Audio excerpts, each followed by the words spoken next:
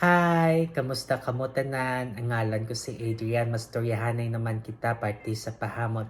Ini nga pahamot nga luyag ko istorya sa inyo subong tawag siya ornament for om.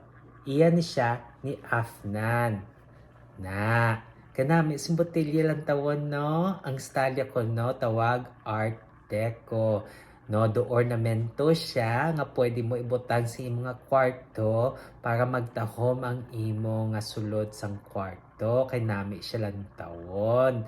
Na, te ano ni siya kung simutan? Wow, ang mansanas kag mga spices kag ang pagkakahoy masimutan mo gid kanami sa iya. Ang angay nga temperatura para siya is between 70 degrees Fahrenheit to 90 degrees Fahrenheit o kung 21 degrees Celsius to 32 degrees Celsius. Te, ano ang iya nga mga nota?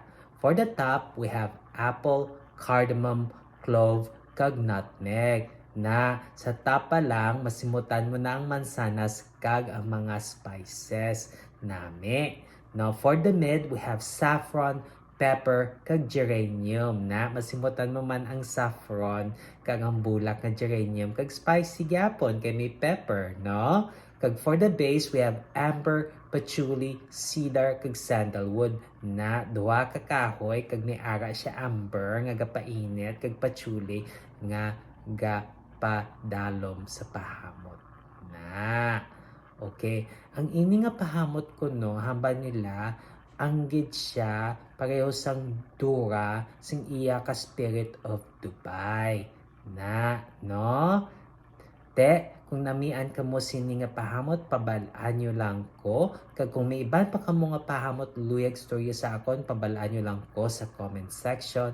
Te, sa dason naman, sa liwat, bye-bye!